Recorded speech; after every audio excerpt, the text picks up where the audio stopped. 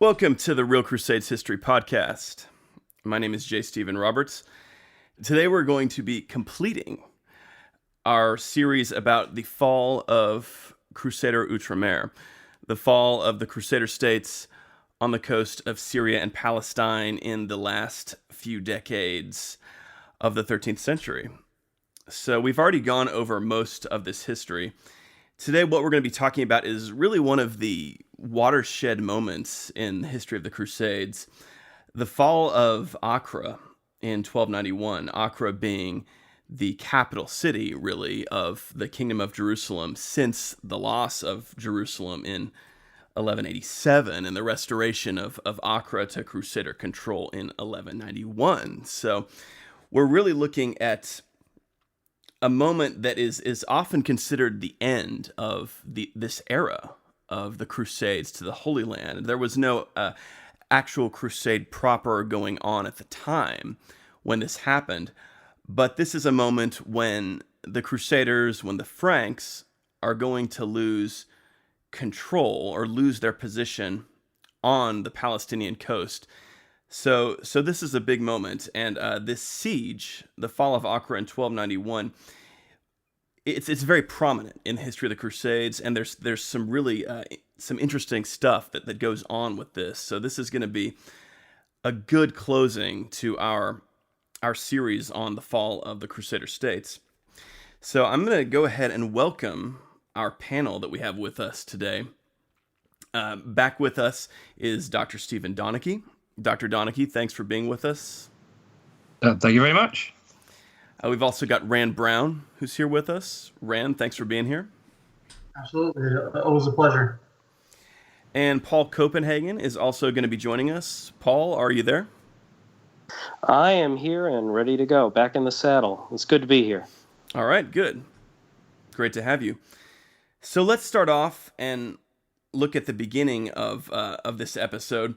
At this time, the Mameluke state is ruled by this Sultan Kalawun, who incidentally had forced the abdication of Babar's son. And he begins planning this siege, this final assault on one of the last major holdings of the Crusader states on the coast in the 1290s, although he also is going to die that year, and his successor, Al-Ashraf Khalil, is the one who's actually going to prosecute this siege. So, Rand, would you like to talk to us right now about what's going on in the Mameluke camp, how Sultan al-Ashraf is planning to take control of Acre, and what his plans were for this whole thing? When Al-Ashraf Khalil begins amassing his forces, this force was massive. This was a very large force. This was a very potent force. A large amount of the professional Mamluk military establishment, but it also had thousands, possibly tens of thousands of volunteers who were eager to prove themselves, in sort of this last chapter, what they were hoping would be the last chapter of the fight with the Franks over the Holy Land. This was an effort that was meant to be final. Sultan Khalil, he had a heavy emphasis on siege weaponry. The siege machines and the mangonels and the catapults and the trebuchets that were based off of Mongol designs sort of meant to have a psychological impact. Yeah, the walls of Acre, the defenses of Acre were considerable. This is something that the Crusaders had understood for a long time, that they really needed to emphasize their defensibility. And yeah, I mean, this was going to be just a contest of siege engines. One of the machines that Al-Khalil was transporting, it took over 100 carts, apparently, to transport this thing, and it was taken from Croix des Chevaliers, which had been captured in 1271. So it's just amazing to think about the war effort that was going into this Mameluke assault on Acre. Dr. Donnachie, I'd like to turn to you now. Can you tell us a little bit about the conditions of Acre at this time? What sort of defensibility the Franks had in place?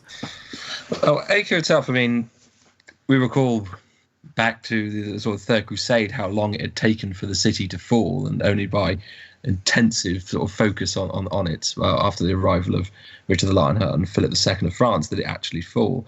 And Acre, it's a very very defendable city for the most part. It's surrounded on two sides by water, so it only has two sides to face out to land, and the city is defended by a double line of walls with towers, which is very impressive.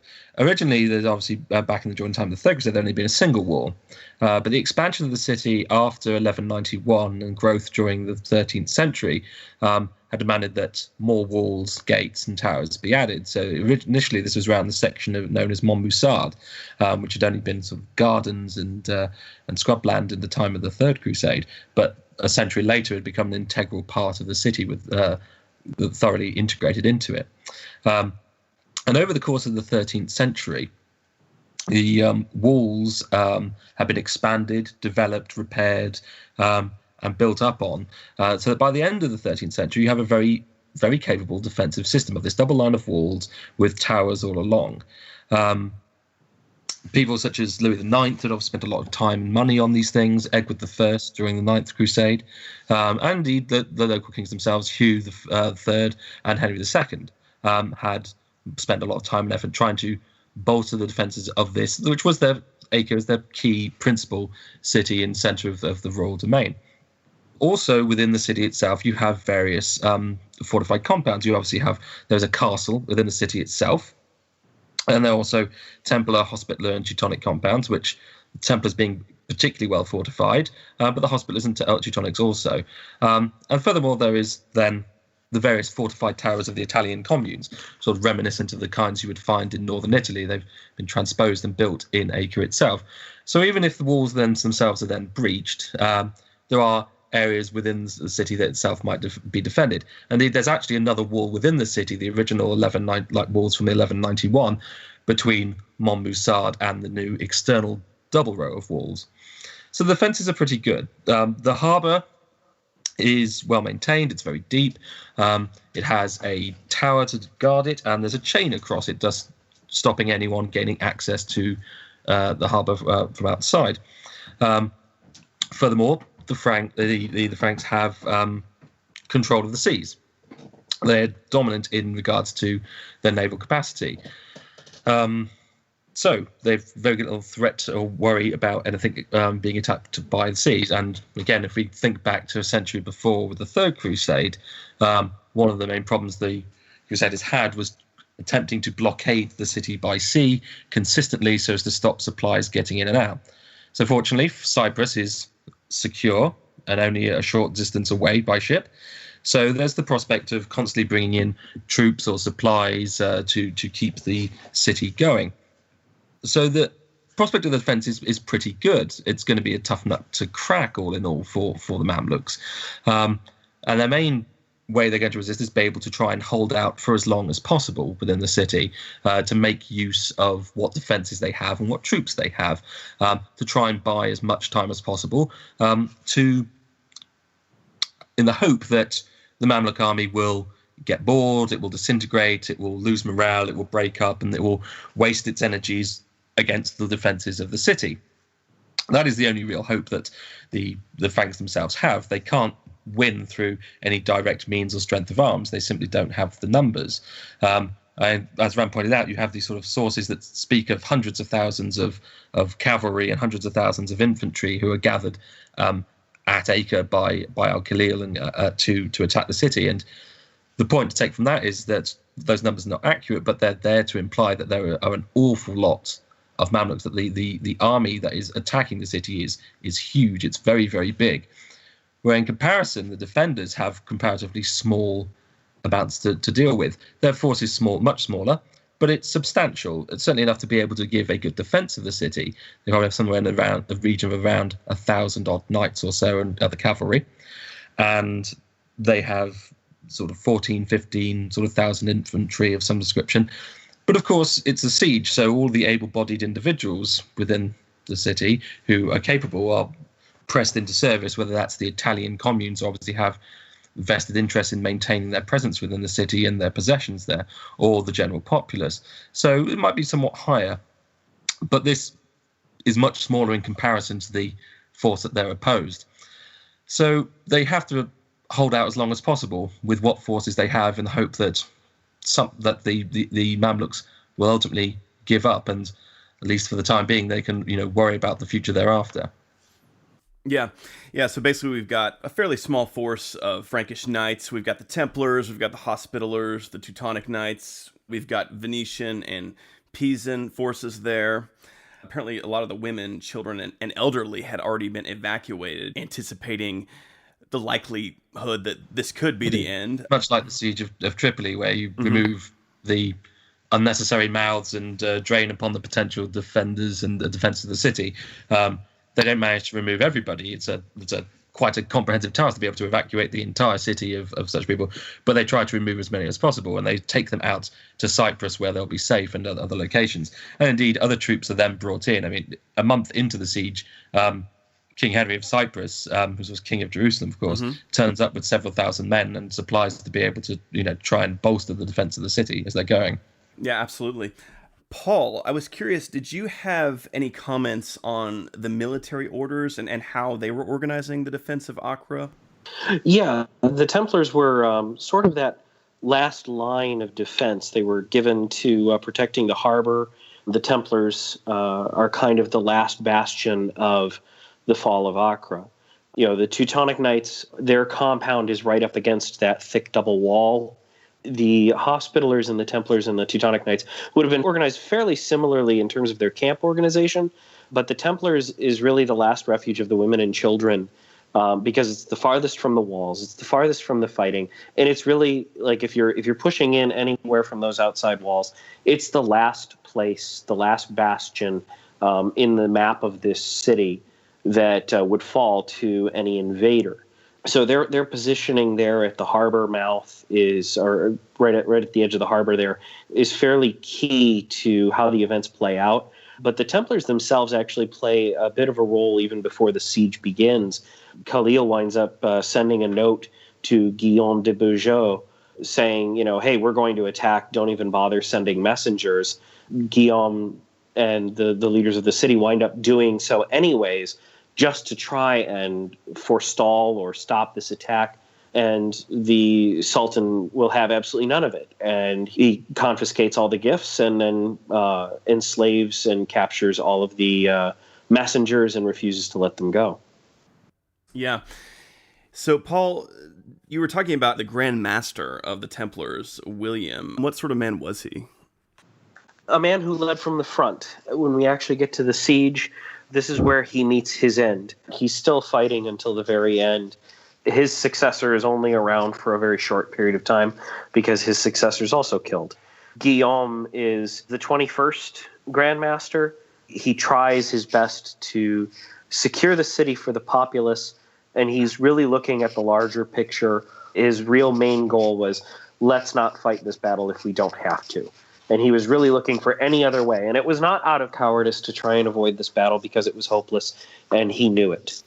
Yeah, I mean, it seems like just obvious good policy in this case. The Mamelukes, they really were attacking the city with a much larger force than the Crusaders during the Third Crusade. I mean, they were able to completely encircle the city. So, Rand, did you have any comments about the organization of Acre's defense? While the military orders certainly formed the core of the city's defense, there was actually quite an international presence. There was actually an English contingent there led by Otto de Grandison, who had been one of Edward I's most trusted commanders during the Ninth Crusade. He had been dispatched by King Edward from England to help bolster the defenses there, and ended up proving to be kind of one of the more valuable leaders in the defense. So, Dr. Donnachie, how did the Franks actually do in the defense of Acre? Did they do pretty well in holding off the Mamelukes for a while? I mean, all in all, given the sort of, situation that they find themselves in, the overwhelming army, the vast amounts of siege material, the siege weapons that are being brought to bear on them, they don't do too badly, but it's going to be a loss sooner or later. So it really is a question of how long can they play for time, and the longer they play for the time, ultimately the better success they'll have. So the siege begins on the 6th of April, when the city is first put under attack. and the walls of the city are breached, and the Mamluks enter the city on the 18th. Though, of course, the Templars themselves hold out in their fortifications for a bit longer, but the city effectively, in all of the purposes, falls on the 18th of May. So they hold out for just over a month, sort of 5 or 6 weeks, which, again, considering the sort of opponents that they're facing, the situation they've got is not too bad. They attempt to negotiate during the siege with to see if they can come to some sort of agreement or anything like that. I don't think this is a serious attempt to try and end the siege or anything. I think this has been part of an attempt to continue to delay the what is ultimately the inevitable.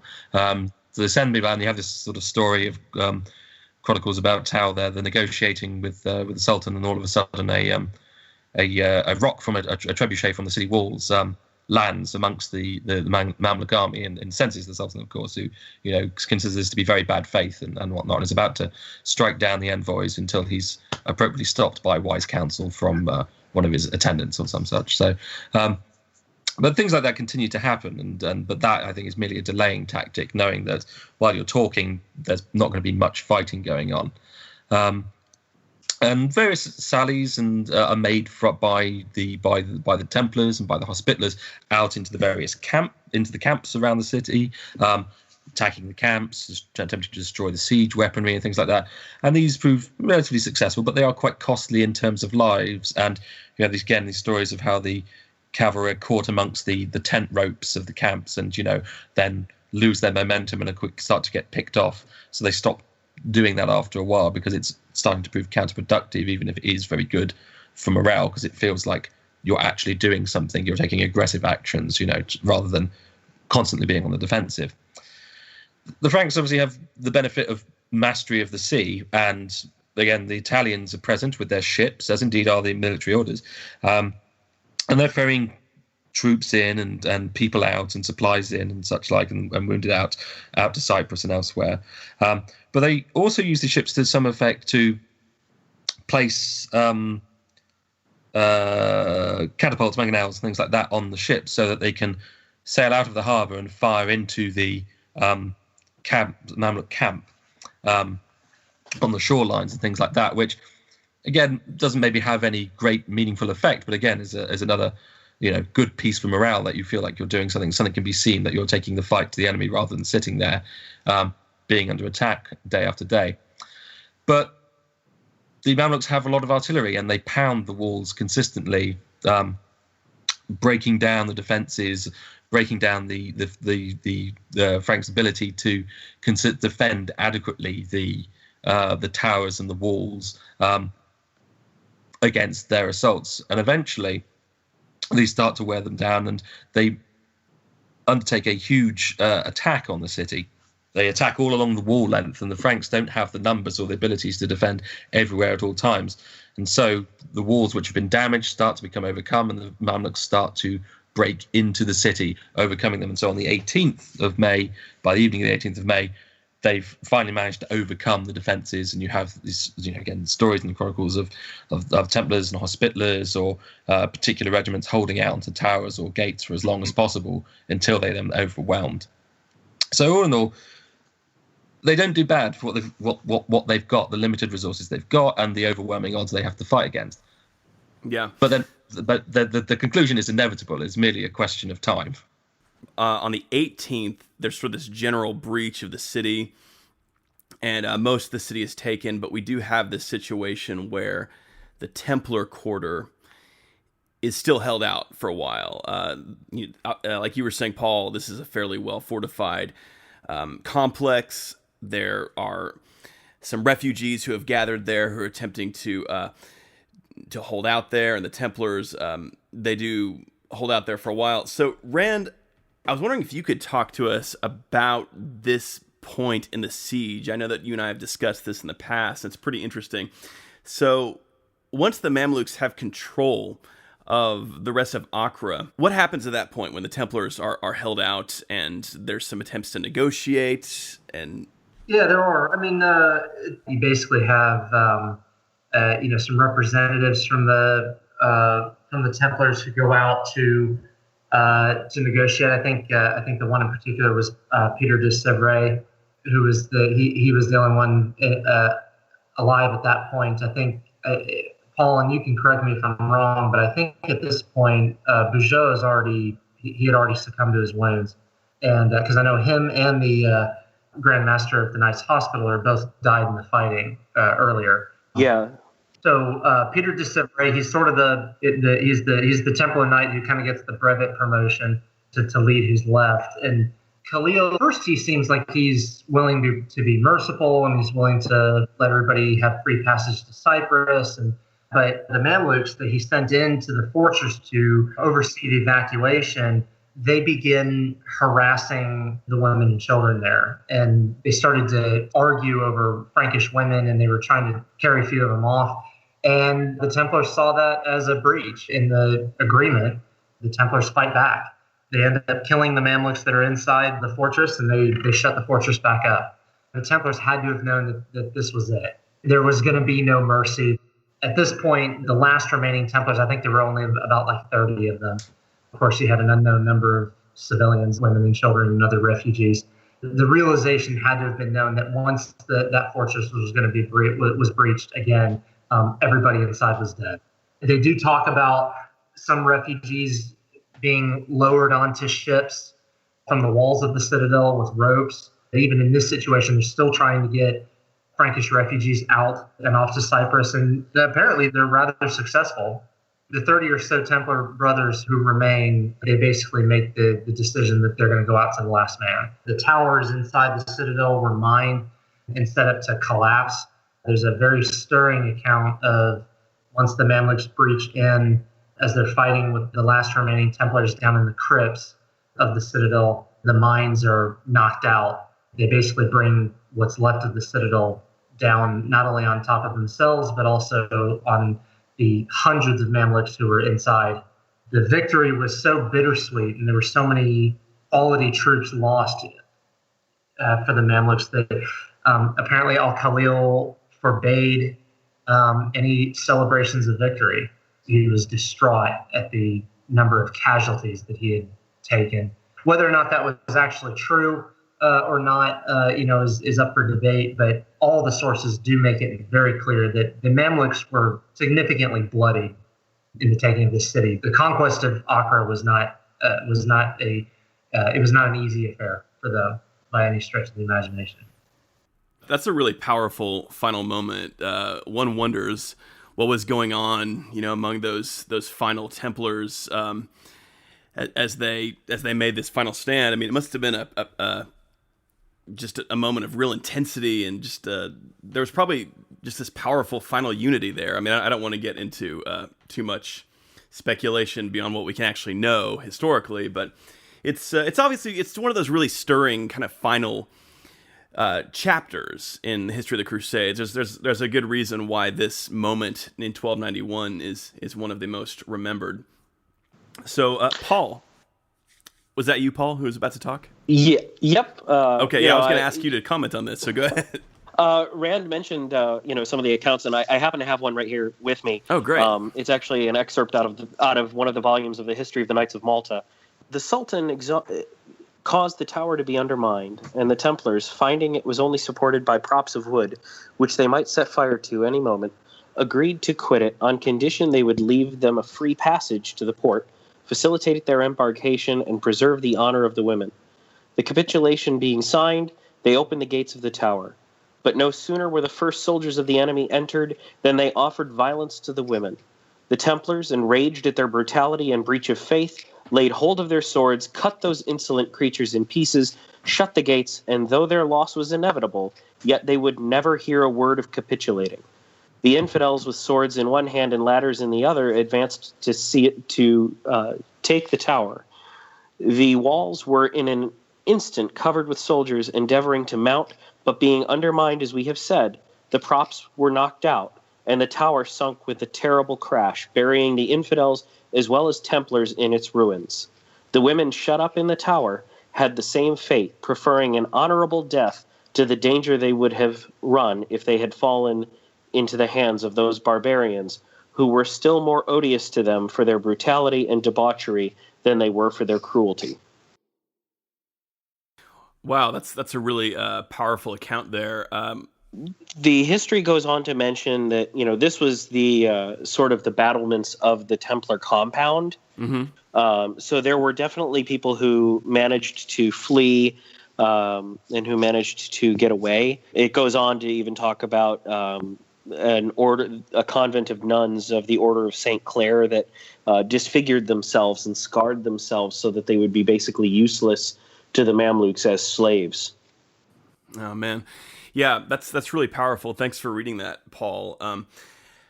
So that kind of brings us to the end of the siege of Acre in 1291. This is the last moment, and as I understand it, what the Sultan did was he actually had the city pretty much demolished. He didn't want to leave anything there that could possibly be reconquered by the Crusaders at a later point. And Acre is going to kind of be a village for a long time after that. Just sort of some ruins with maybe some scattered settlements or something like that, but nothing like what it had been during the era of the Crusades.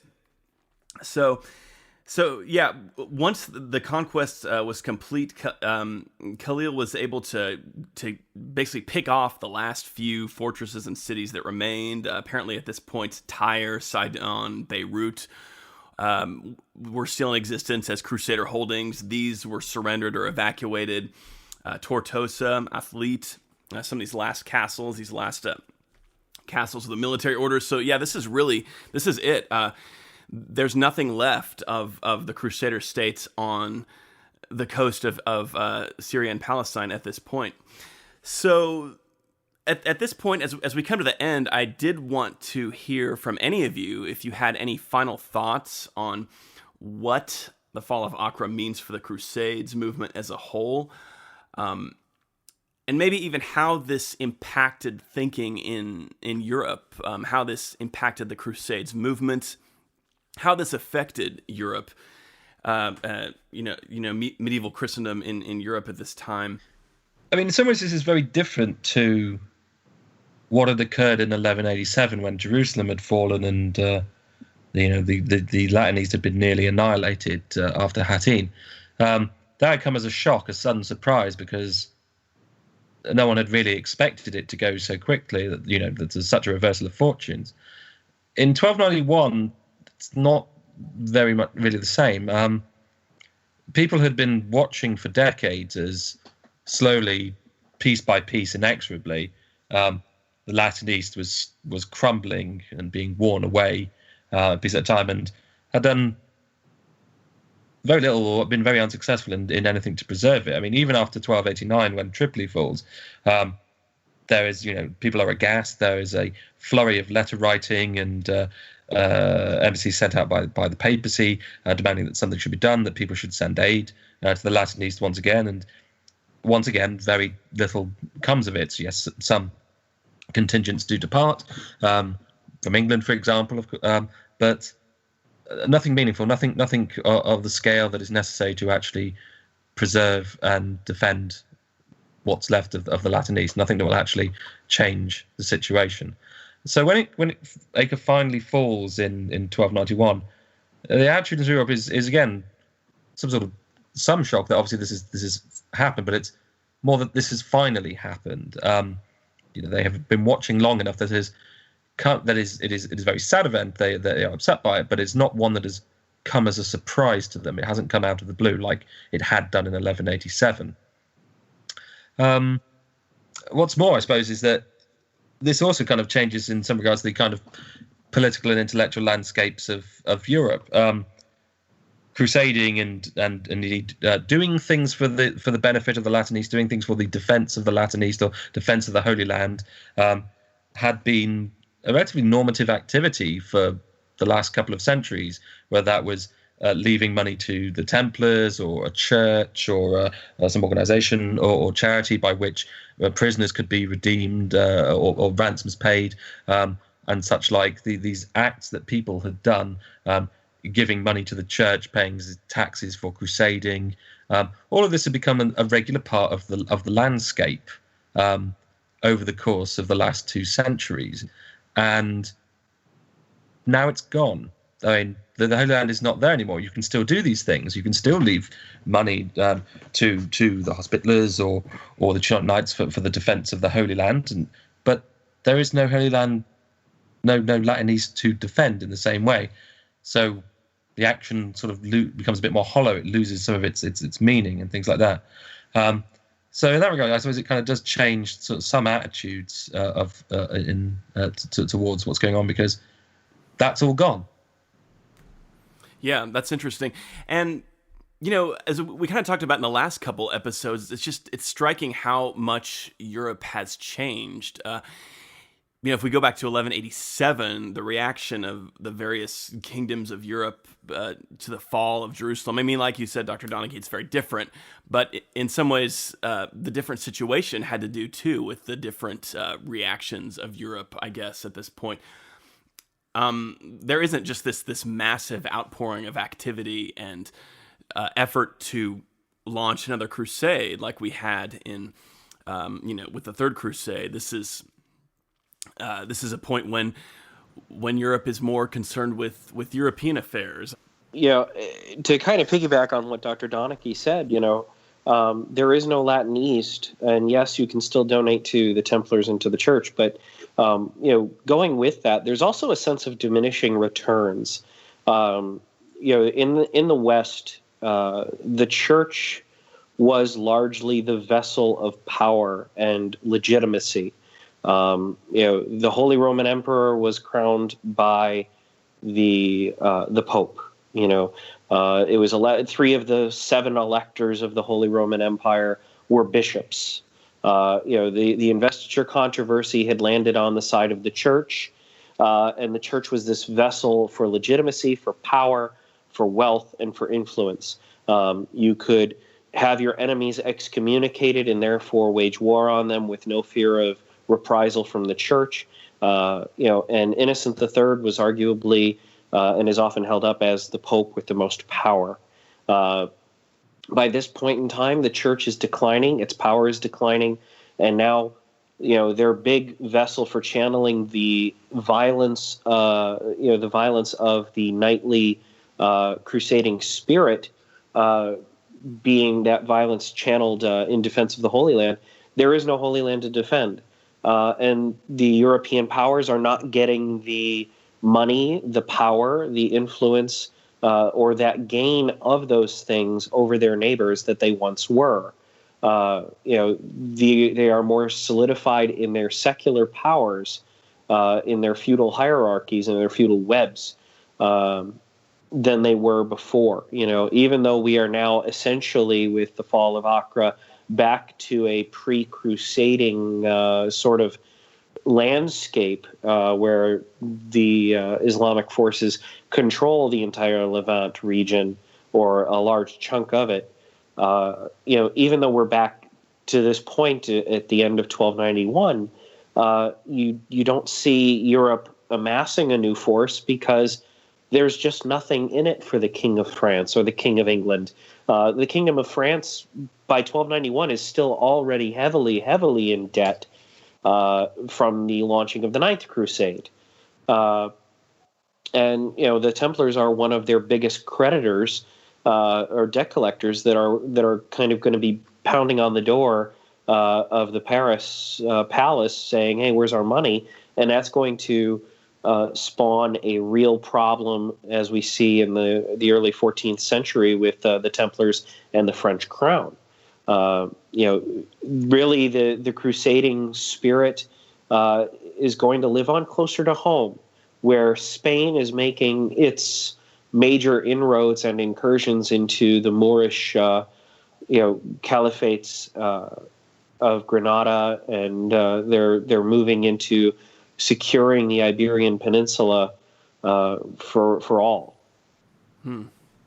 Yeah, that's really some interesting stuff there, Paul, because I think you're right that the changing role of the Church in society does seem to play a major part in how crusading is perceived now. I wonder, too, if Well, like you were saying, Innocent III was kind of the height of papal power, and at this point, we have a church that is losing ground in some respects to the secular powers of Europe. I wonder if the failure of the Crusades movement long term in the Holy Land, did that have something to do with diminishing the church's reputation or ability to command authority in medieval Europe? Does anyone have any thoughts on that? I'm actually not sure. Yeah, I mean, I'll jump in on that. I wouldn't say. I would say that that's more correlation, not so much causation. But at the same time, Europe socially and politically is a very different landscape in 1291 than it was in 1095. Europe by 1300, you're already starting to see the great powers of Europe really begin to consolidate politically, and you're in England. You've got the struggle over Magna Carta has ended and ended in favor of the sort of proto-constitutional framework of government. You're beginning to see, especially during the reign of Edward I, you're starting to see this sort of the very nascent ideals of this English identity. You're seeing the same thing in France under Philip the Fair. The idea of kind of France as this realm, and it was by no means unified yet, as it would be in like the early modern period or anything like that. But the very beginnings of that are already taking root in Europe by 1291, and that is not what you had.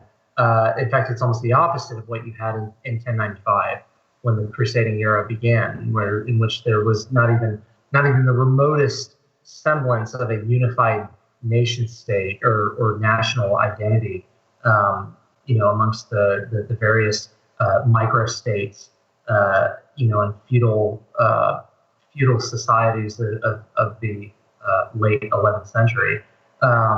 So it's you might just be able to we might just have to content ourselves with the notion that I think as the secular powers of Europe began to grow, that was going to the crusading ideal was just simply incompatible with that, and it wasn't. There wasn't going to be any real benefit to these more consolidated national entities in Europe to engaging in these extremely expensive and logistically challenging efforts as a crusade. Yeah, good comments from everybody. Really good stuff. And yeah, like you guys are saying, crusading is going to continue on. I mean, we're by no means at the end of crusading here. As Paul mentioned, Isabel and Fernando are going to get crusade bulls for their war against Granada much later in the 15th century. I know we're going to have some crusades against the Ottomans. There's the Crusade of Varna that's going to come up. 1571, Lepanto, that's going to be a crusade. But yeah, this is the end of crusading in the Holy Land. It's kind of the end of an era in that, from 1095 to 1291, we have this front of the Levant in Syria and Palestine that exists, and this really is the end of it. So yeah, some really interesting comments from everybody, and I think we've come to the end of this podcast. Does anybody have any final comments or anything else that we may have missed that you want to add? I've got one. Okay. There's an idea that crusading to the Holy Land and crusading to the Latin East ends. Crusading itself as an enterprise continues in different forms, different guises, in different places at different times. But what we have this transition is that crusading to the Latin East, to the Holy Land, is still held up as a principle, something that should be done, something that you should do. But it moves from the physical, the actual thing, to go to an actual place, just as the physical location of the Latin East has been removed, so the physical action of going there to crusade there has gone, and it becomes an intellectual exercise. So after sort of 1291, kings of Europe continue to take the cross, claiming that they're going to lead an army or do something to relieve or to re-establish the Holy Land, the Latin East. So Edward II in England does it, as does Philip IV in France, Philip VI, and indeed all the way down to the late 14th century with John II in France, still taking the cross, still saying they're going to re-establish their presence in a Christian presence in the Holy Land. But this is more of a PR thing, a propaganda thing to do, because it's an expected model of kingship that you have to adhere to. What actually starts coming out from the late 13th century and well into the 14th century are manuals, books of how to go about conquering the Holy Land, or how to defeat the Mamelukes and re-establish a Christian presence and control of the Holy Land. Things like Marino Sanudo's book is pretty famous for this sort of thing. But there are lots of these things which are written by scholars and clerics who are sitting down with ex-military men who had fought in Crusades or had been present at the Holy Land to give their opinions on these things. And these things are written and presented to these same kings, people like Edward II or Philip VI or John II, to promote how they should go about what they should be doing. But this has sort of now become, there's no practical intention to really do any of this. This is a intellectual exercise, and the writing these books about how to go about it, again, is an intellectual probably. So it's all about the idea of crusading to the Holy Land after sort of 1291, rather than maybe any practical intentions to meaningfully do it. Yeah, that's really interesting. And I think that shows us the depth that this idea of crusading had taken root in European society, European consciousness. This successful expedition in the 1090s, it just had these amazing, far-reaching consequences for the European Christian experience. I think that's something we can often forget. Obviously Christianity as a religion still is very much alive in our world today. Crusading strikes a lot of people, when they encounter it in school or whatever. It seems so alien to them as a Christian concept. But I think, what we get from studying the medieval world and medieval Latin Christendom is that this was an integral part of Christianity, of the expression of Christian spirituality. Crusading, it wasn't some sort of diversion. This was sort of a essential expression of Christianity, which is really fascinating. Rand, you sound like you might have been about to say something. Yeah, I mean, just to kind of reinforce what you're saying. I mean, it was I think it's a very accurate statement as somebody who studies medieval history, and I would think that most of the people here on this podcast would agree that you really cannot understand medieval European culture and European medieval society or history if you do not understand the Crusades. They really are just a very integral part of of the medieval European identity, if you can call it that. So yeah, I would just agree with you with that statement. Yeah, what I've told people before when I've tried to explain to them how medieval European Christians thought of crusading, it's like, think about our sort of international charity work today. We talk about people going on a mission somewhere or going to do some humanitarian activity overseas or something. That's kind of what this was for medieval Christians. Am I overstating it, do you guys think? Or it seems like this is the truly good work, in some respect. No, you shouldn't be spending your time going to war with your neighbor, the Count of whatever, who bugs you. You should be crusading for Christ in the Holy Land. That's the real good thing you could be doing. Do you guys agree with that, or am I overstating that a little bit? I absolutely agree. I think, to touch upon, kind of what you and what Rand were mentioning, as well as Dr. Donnachie. This was part of the psyche, not only of kingship, but of nobility. The knights and the knightly orders were the pinnacle of the secular world of the chivalrous knight on horseback, as well as the virtues of Christendom, specifically the more masculine virtues of honor and fortitude and courage. These more masculine notions. So channeling warfare into and masculinity into this knightly ideal of crusade, it was very much a part of the European culture. You can't really understand the medieval world unless you're willing to understand that, and that was definitely the masculine form of charity, to defend the weak. These are the mandates of the crusading orders, to defend. It's always to defend or to render aid to other people. The Hospitallers, to create hospitals and to render aid to the sick. The Templars, to protect the pilgrims and offer shelter. The Teutonic Knights, to protect the people of Germany from predation on their borders. These are the mantras and the cores of these orders, and that's exactly what it was all about. And I think that probably, going sort of back into the effects of the Crusade,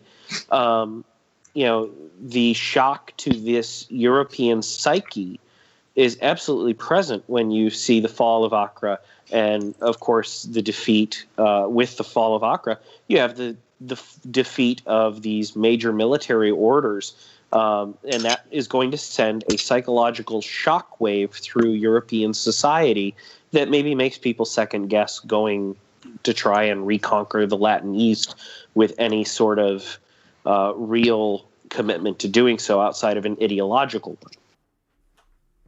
Yeah, really good comments, Paul.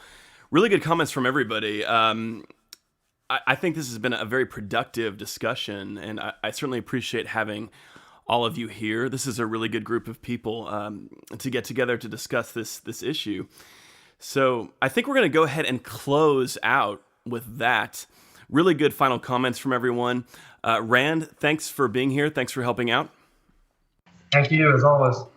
Dr. Donnachie, great to have you. Thanks for being here. Thank you for having me. And Paul, always great to have you. Thanks so much for contributing. Thanks for having me. Absolutely. Anytime. Everybody is always welcome back. So, this is Real Crusades History. You can find us at realcrusadeshistory.com, where incidentally, our blog is also found there, and we've been doing a lot of interesting articles there. Rand, I know you and Helena Schroeder have been pretty active there. How's that been going? It's going. It's a periodic series on just sort of decisive military engagements during the crusading era and whatnot. So yeah, be on the lookout for that. Yeah, I know she's been posting there every week. She's had some really good articles. She had a really good one about Crusader medicine in the Latin East that I thought was really interesting recently. And then your recent article, Rand, about Doryleum was great. So yeah, for those of you listening to the podcast, be sure to check out realcrusadeshistory.com for some of those blog articles. So with that, I will say thanks to everyone for listening, and we're done. Thanks for watching. This channel posts a new video or podcast every Monday. My historical novel, Why Does the Heathen Rage?, is available now on Amazon. Click on the link in the info box below the video to get your copy. Also, check out the Real Crusades History blog at realcrusadeshistory.com, where Dr. Helena Schroeder posts a weekly article on Crusades history.